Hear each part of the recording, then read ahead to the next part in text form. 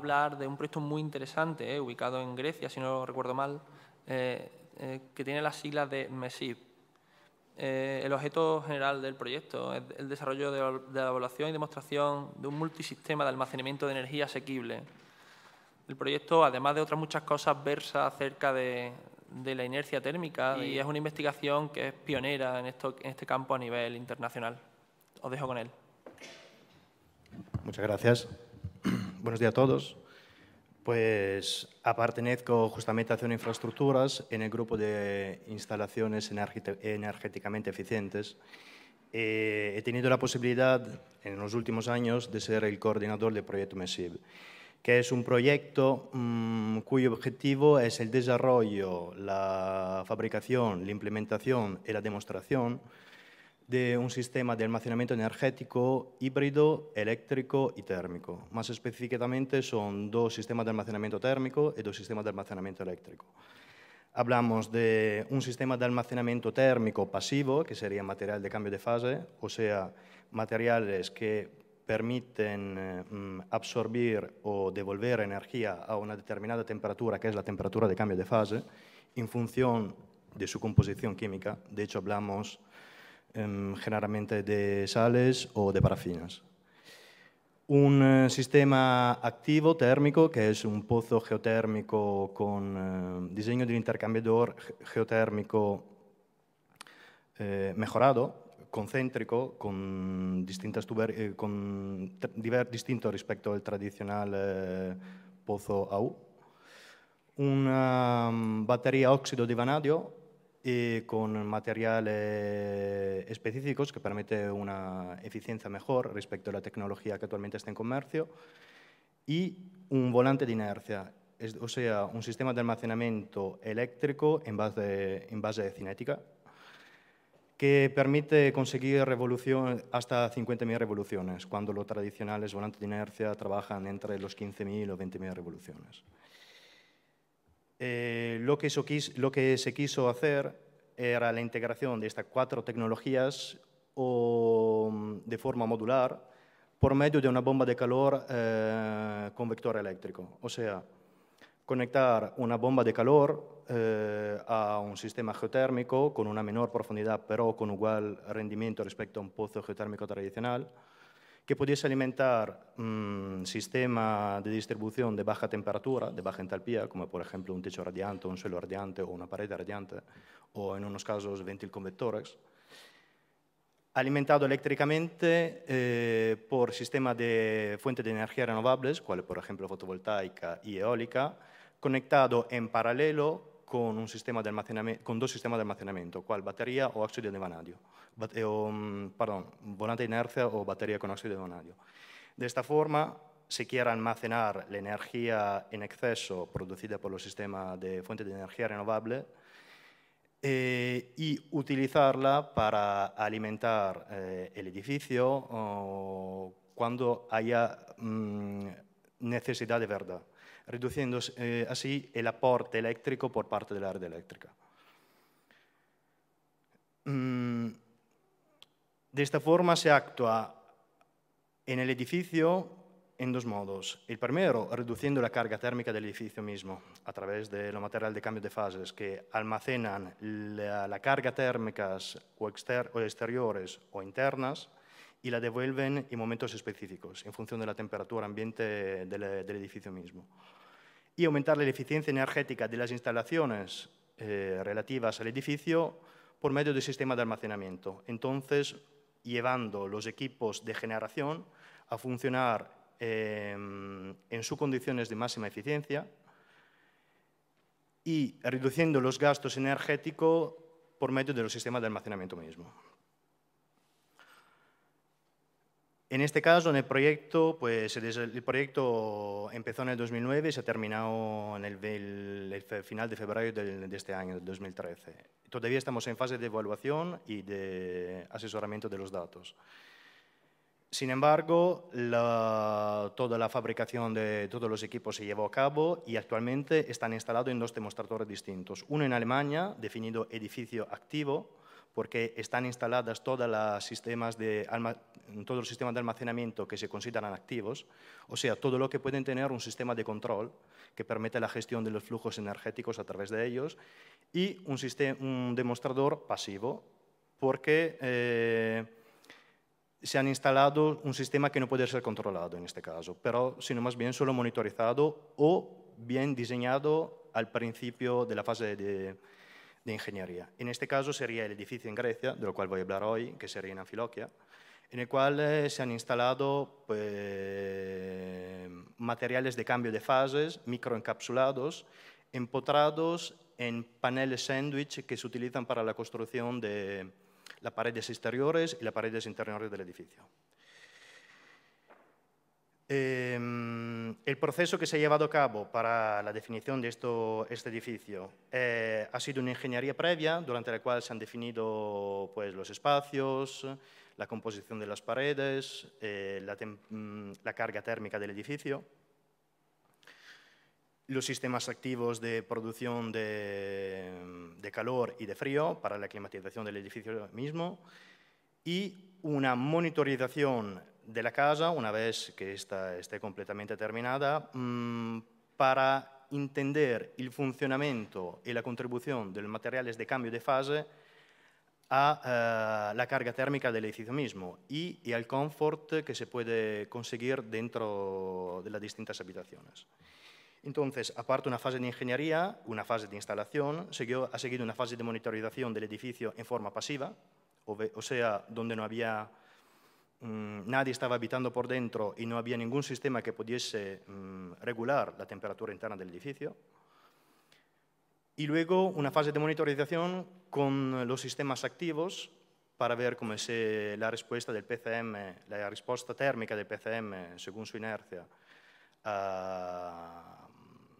a los sistemas activos, y una transposición de todos estos resultados en una plataforma software que permitiese una escalabilidad de los resultados, no solo a nivel de edificio, sino más bien a nivel de distrito, por ejemplo, y que permitiese una replicabilidad de los resultados y de todo el proceso de ingeniería que fuese bastante fiable, obteniendo así un instrumento, una herramienta que fuese replicable, que se pudiese utilizar en distintas situaciones.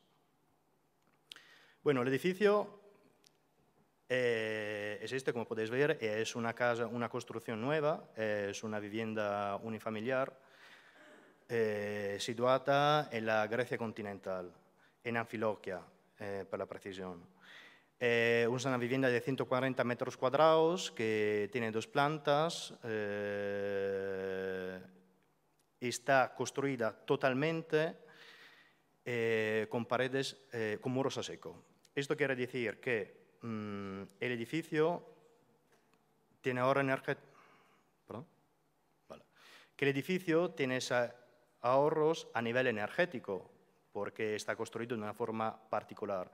Pero también la forma de construir el edificio no es particularmente energívora, en el sentido que no se utilizaron ni camiones para el hormigón o sistemas extremadamente invasivos, sino más bien se utilizó una estructura en acero. Bueno, antes de nada se hicieron las fundaciones, esto sí, en hormigón. Luego, encima, toda la estructura está hecha en acero, una estructura portante, antisísmica, y todas las paredes, toda la partición internas y todas las paredes externas se construyeron con paredes a secos, es decir, con materiales, con paneles sándwich y con sistemas de aislamientos ya preconstruidos, que tuvieron simplemente que ser encajados o más bien taladrados a los sistemas, a la estructura portante. En este caso, el edificio, pues, la estructura, digamos, portante del edificio se realizó en un proyecto europeo que es el ISSB. Luego, la parte de almacenamiento térmico se realizó con el proyecto MESIB, y en los próximos años se va a añadir un sistema de generación de energía por fuente renovable por medio de un sistema de fuel cell a óxido sólido. Como podéis ver, pues la fase de construcción ha sido también bastante rápida, porque una vez que se realizó el esqueleto de metal, pues se trataba simplemente de añadir capas sobre capas de aislamiento o de protección contra la lluvia o contra las intemperies en función del grado de calidad que se quería obtener. Todos los materiales son materiales comerciales, fabricados y comercializados por la empresa Knauf, que de hecho es la verdadera dueña del edificio demostrador. De hecho, aquí no se ve, pero la fábrica de Knauf en Grecia está justamente al lado del demostrador.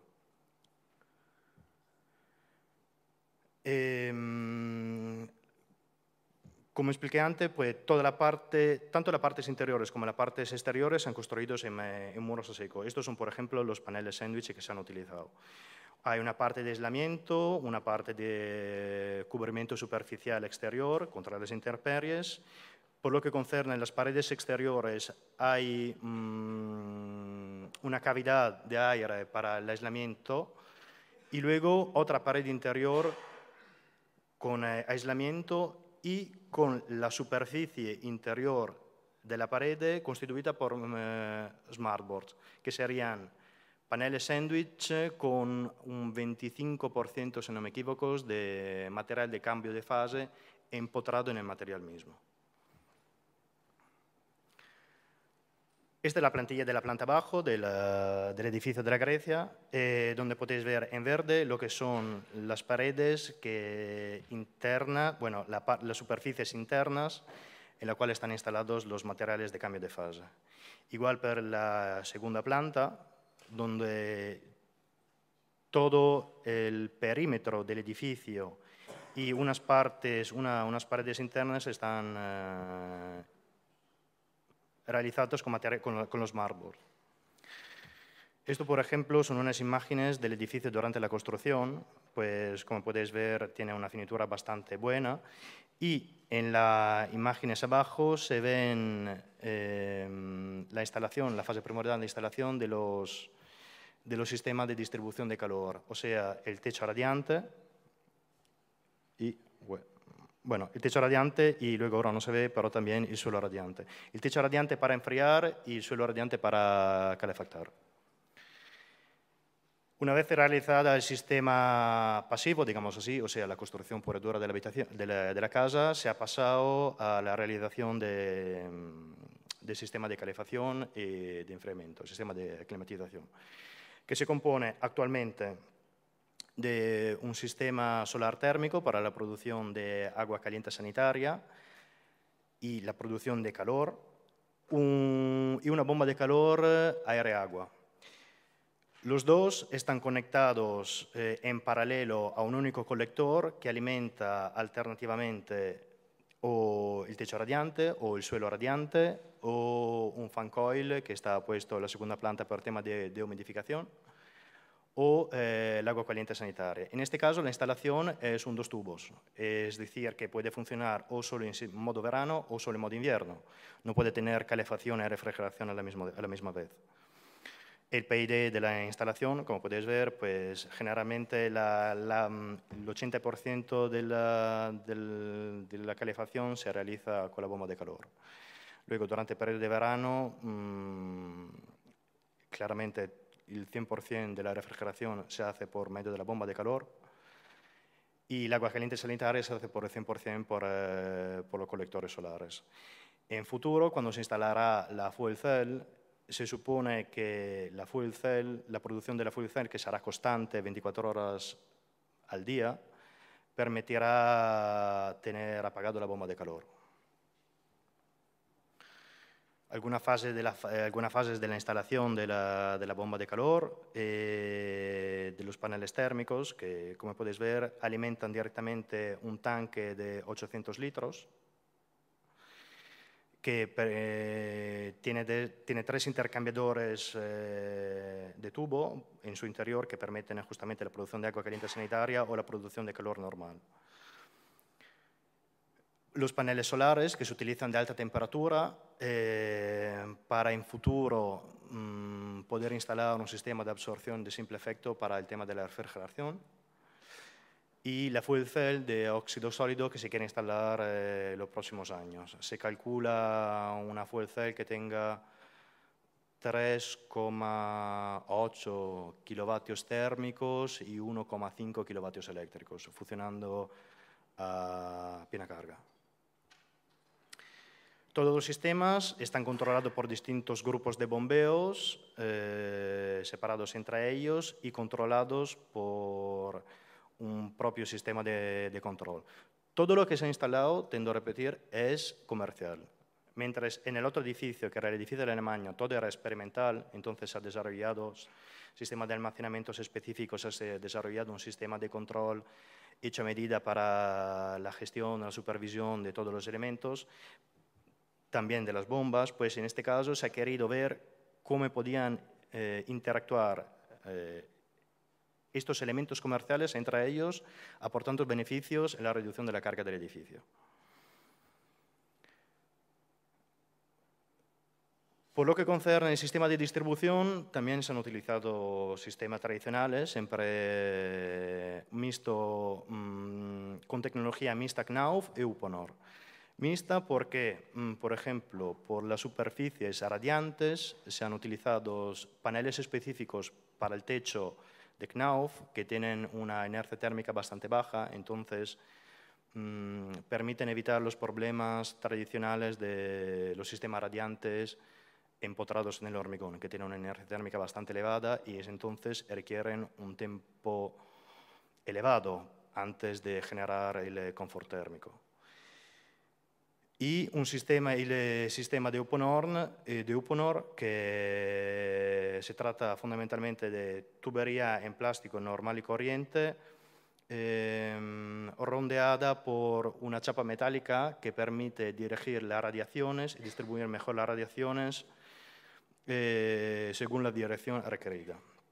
De hecho, esto se ven como los tubos están empotrados dentro, están encajados dentro de las chapas metálicas, la cual luego se recubren directamente por medio de la superficie más externa, que es la superficie de finitura del techo.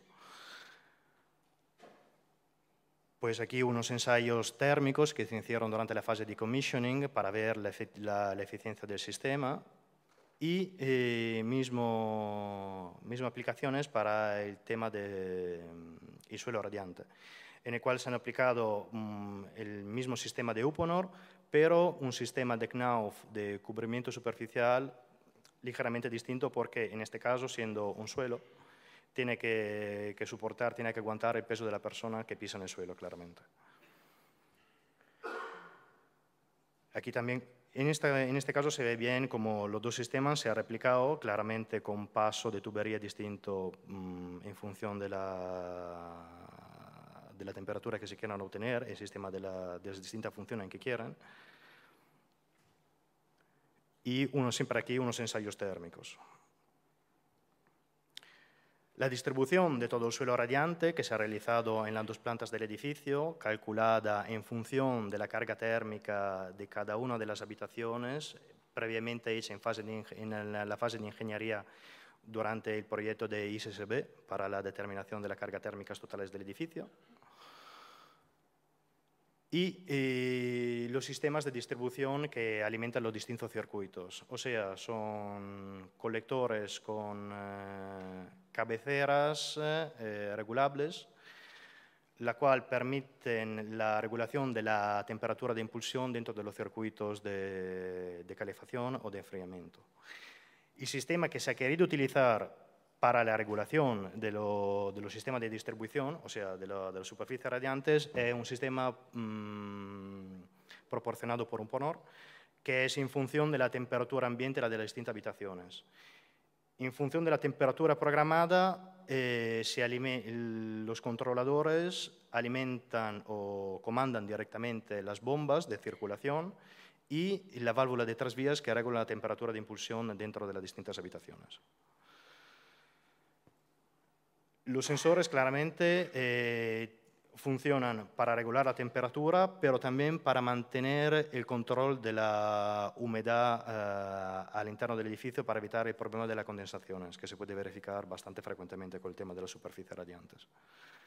También para el tema solar se ha elegido un sistema de control bastante tradicional que permite la priorización de los intercambiadores de calor que se quieran utilizar, sea más bien la agua caliente sanitaria o el sistema radiante. Y luego todo este sistema ha sido monitorizado durante dos fases distintas, como expliqué antes, una fase pasiva y una fase activa. En este caso se han querido monitorizar los datos meteorológicos de la localidad donde estaba instalado el demostrador para ver los grados de radiación y la temperatura ambiente exterior, para ver cómo estos parámetros se pudiesen transformar en cargas térmicas y pudiesen transferir calor del exterior hacia el interior. En este caso, para poder monitorizar bien, se han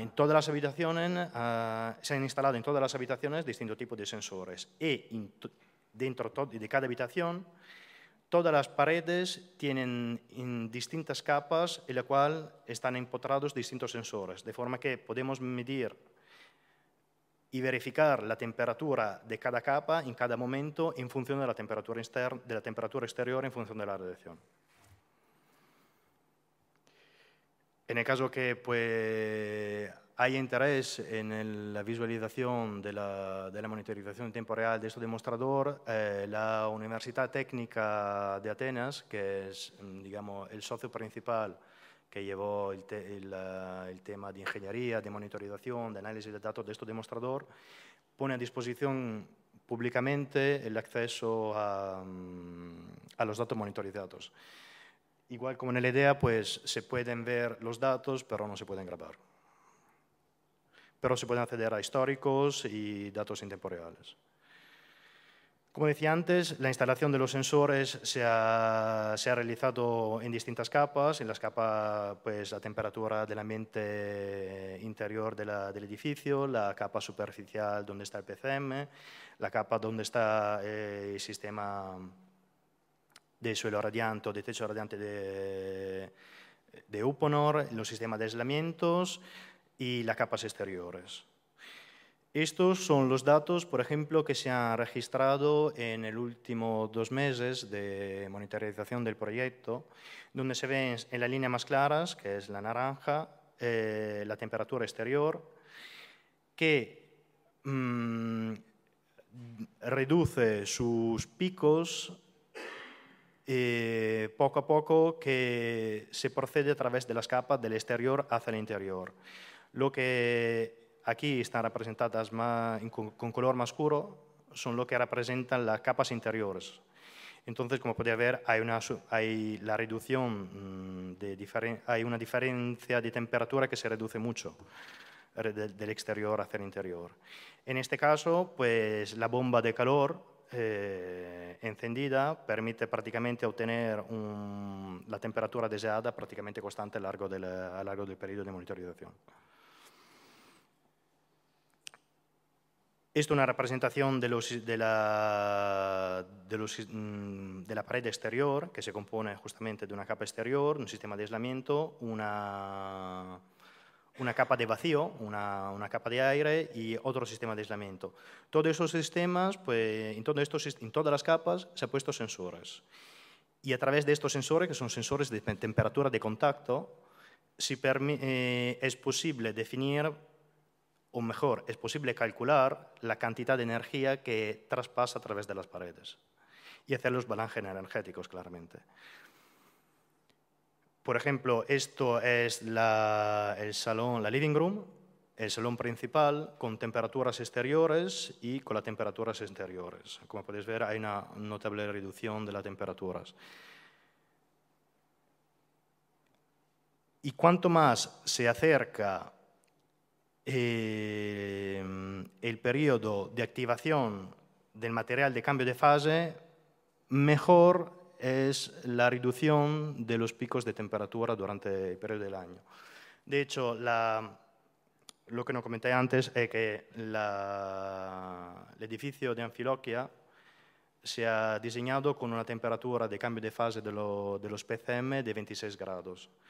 Es decir, que a los 26 grados el material que está empotrado, está microencapsulado, debería empezar a cambiar de fase, entonces a absorber calor en fase latente.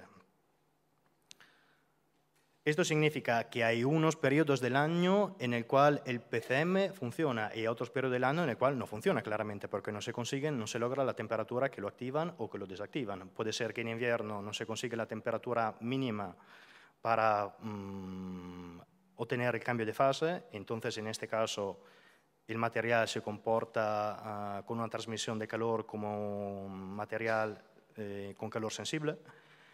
O durante el verano, cuando se alcanzan temperaturas mucho mayores de la que la temperatura del cambio de fase, pues no hay, digamos, una devolución del material hacia la fase sólida, es decir, nunca devuelve el calor que absorbe durante el día y siempre sigue portándose como material que absorbe el calor en forma sensible y no latente. Otros datos que, bueno, tenemos para aburrirnos de la verdad de datos de monitorización. Y lo que se ve, lo que se aprecia y que, aparte de la reducción, es que también utilizando los sistemas de calefacción o de refrigeración, pues la temperatura interior se queda bastante estable y se consiguen resultados bastante buenos. La monitorización pasiva se realizó por 2 años, todo el 2011, aparte de 3 meses, los meses principales del verano, por tema de mantenimiento, y todo el 2012. Y justamente lo que se quiso comprobar era si los datos que pasaba el fabricante relativamente al material de cambio de fase correspondían a la verdad. Es decir, ellos decían que tenía un material de cambio de fase que funcionaba a los 26 grados, pero esto no es decir que a los 26 grados cambia totalmente de fase. Tiene un ciclo que empieza 2 o 3 grados por debajo del sistema, por debajo de la temperatura nominal, y se termina 2 o 3 grados por encima de la temperatura nominal. Lo suyo era ver en qué condiciones el material de campo de fase se activaba y aportaba beneficio de verdad al edificio.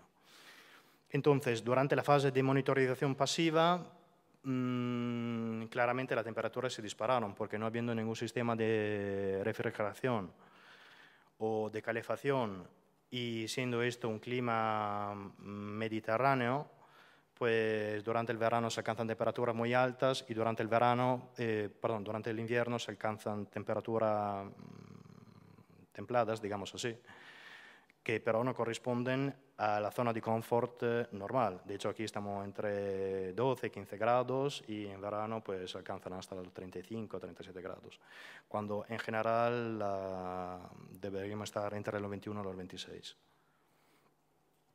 Estas gráficas son haciendo referimiento a la distribución de las ondas que se ven aquí en la pared exterior de la construcción. Estas gráficas representan el factor de reducción de la temperatura de la pared interna, diferenciada por distintas capas, respecto a la temperatura externa. Esto quiere decir de cuánto se reduce la diferencia de temperatura del exterior hacia el interior por efecto del aislamiento y de la masa térmica del edificio. Mientras en la segunda parte, en este segundo gráfico, se puede apreciar el factor de reducción exclusivamente de esta parte de la pared exterior, o sea, de la capa de aire hasta la capa de material de cambio de fase. Lo que se ha conseguido a través de los cálculos y del análisis de los datos por medio justamente de los socios que trabajaron, o sea, la ENTUA, es que los materiales de cambio de fase pueden contribuir hasta un 30 o un 40% en determinadas estaciones del año a esta reducción de temperatura. O sea, Sin los materiales de cambio de fase, el factor de reducción de temperatura del exterior hacia el interior sería incrementado de un 30 o 40%, que es decir, peorado de un 30 o 40%. Otro ensayo y otro dato que se pueden sacar de la monitorización es que también el time lag, o sea, el retraso o la inercia térmica que tarda la onda térmica a pasar desde la capa exterior hacia la capa interior, pues por efecto de los PCM se puede retrasar hasta 100 minutos.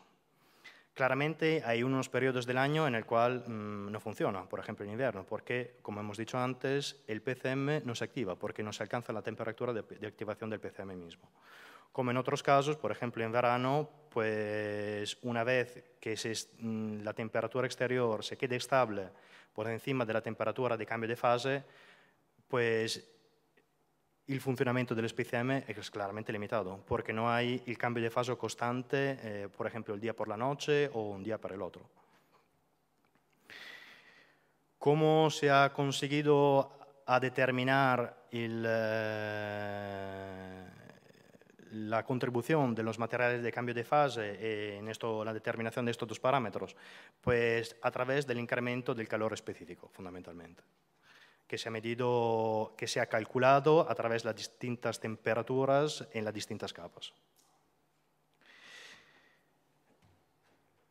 Misma monitorización y mismos datos han sido comprobados también en el 2012, cuando se consiguieron tener 12 meses de monitorización completas, comprobando si esto 30-40% de aporte del PCM respecto para el factor de reducción de la temperatura. Una vez sacados estos datos, pues se han calibrado los instrumentos, la herramienta software que se había utilizado al principio para determinar cuál era la temperatura mejor en esta localidad climática, en esta zona geográfica, con esta climatología para el material de cambio de fase.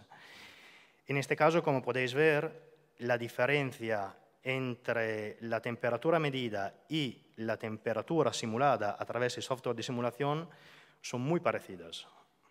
Y esto nos permite decir que tenemos una herramienta bastante fiable.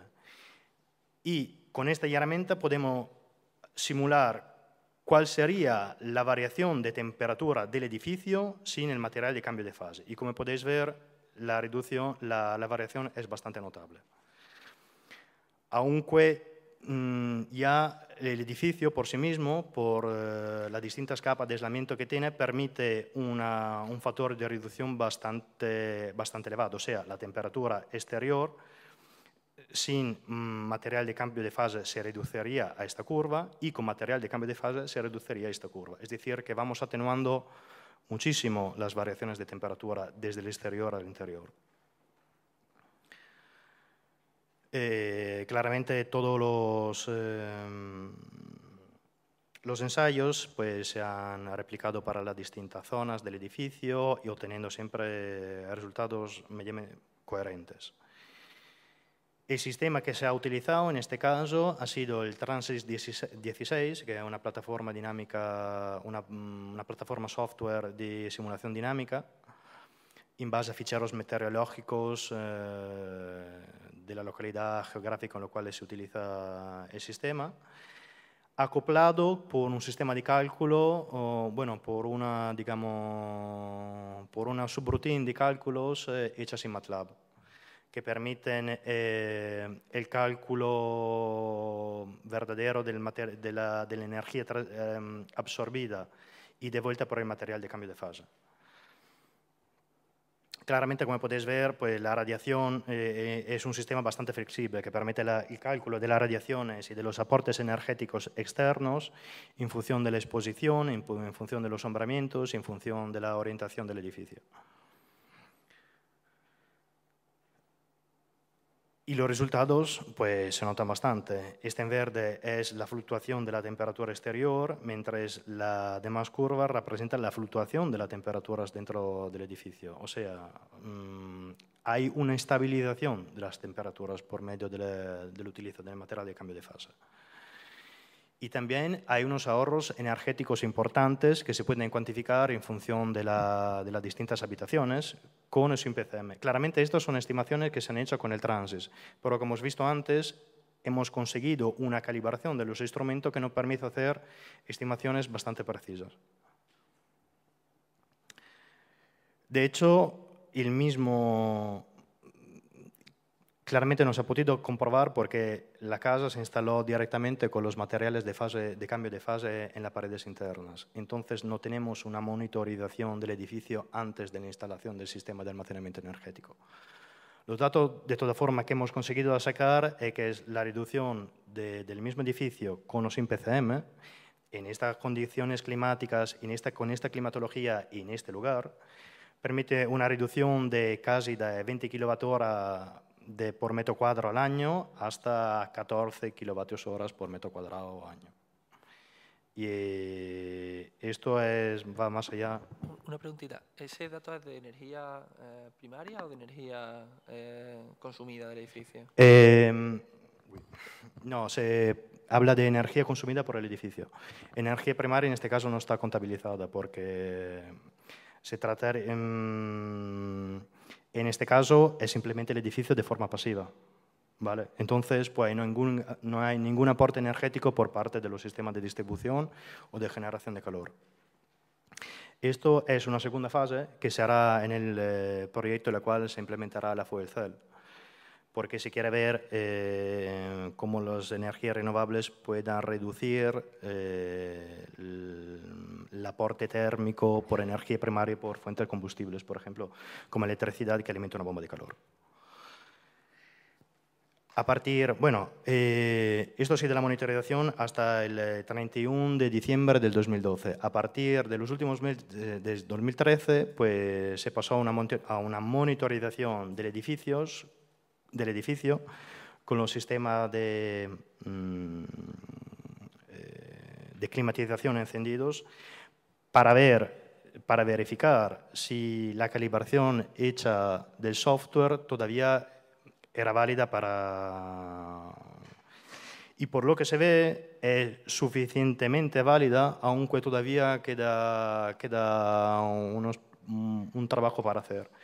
De hecho, lo que no tiene en cuenta actualmente las simulaciones son las infiltraciones de aire dentro del edificio, las distintas alturas del edificio mismo, porque claro, tienen dos plantas, por lo que hemos visto, tienen dos plantas que no son reales. Tiene digamos, lo que sería una planta media. Tiene una planta bajo tierra, luego tiene por una parte del edificio una primera planta y por otra parte del edificio tiene un techo inclinado. Y entonces quita... 5 minutillos, ¿vale? Sí. Queda poco tiempo. Sí, no, ya he terminado. Gracias. Entonces, pues simplemente mostrar una gráfica de cómo las simulaciones se ajustan bastante bien con los datos monitorizados, pero todavía hay unos picos que tienen que ser refinados, digamos así.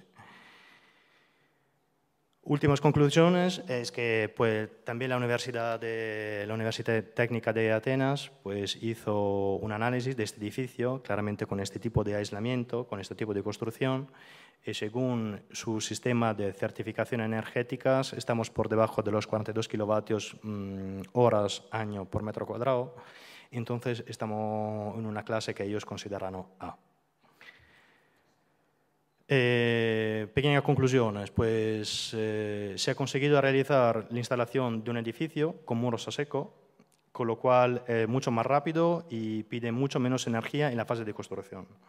Se han conseguido capacidades de aislamiento muy elevadas respecto a un edificio tradicional, y entonces también una reducción de las cargas térmicas. La instalación de PCM permite una reducción de los picos de temperatura exteriores en los ambientes internos, permitiendo entonces también una modulación de los sistemas de calefacción que es concorde con las temperaturas que se generan. Y Se ha realizado todo con sistemas actualmente en comercio, es decir, no se han desarrollado tecnologías especiales y no se han desarrollado sistemas de monitorización o de supervisión específicos. Por lo tanto, eso también contribuye a la reducción de los gastos de instalaciones. Y por último, pues hemos conseguido un sistema, una herramienta de replicabilidad del sistema que es bastante fiable y que nos permite pues, la utilización del mismo sistema en futuras aplicaciones con un buen grado de precisión. Y pues nada, con eso he terminado.